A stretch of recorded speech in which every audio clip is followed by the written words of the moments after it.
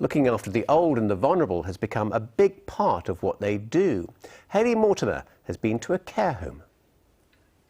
Well, I don't have to do any cooking or washing up, and they feed us well and look after us, and we have various activities in the afternoon.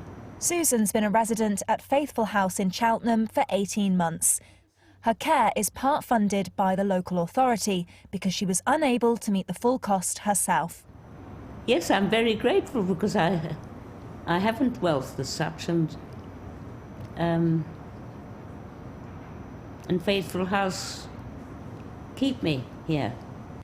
Councils are spending more and more money looking after elderly people like Susan. In Gloucestershire, adult social care represents a third of the council's budget at £157 million a year, and that figure is only going to get bigger.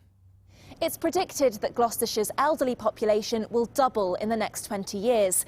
It means 1 in 4 people will be over the age of 65, and many will need financial support from the council, whether that's at care centres like this or supporting people to continue living at home.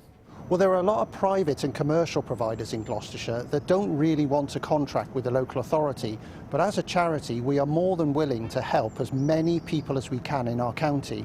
I don't think it'll ever be the same in adult social care after this pandemic. I think people have realised just how vulnerable the sector is. These older people we're looking after, they've served their time, they've done their service to the country. It's now our duty to look after them as best we can.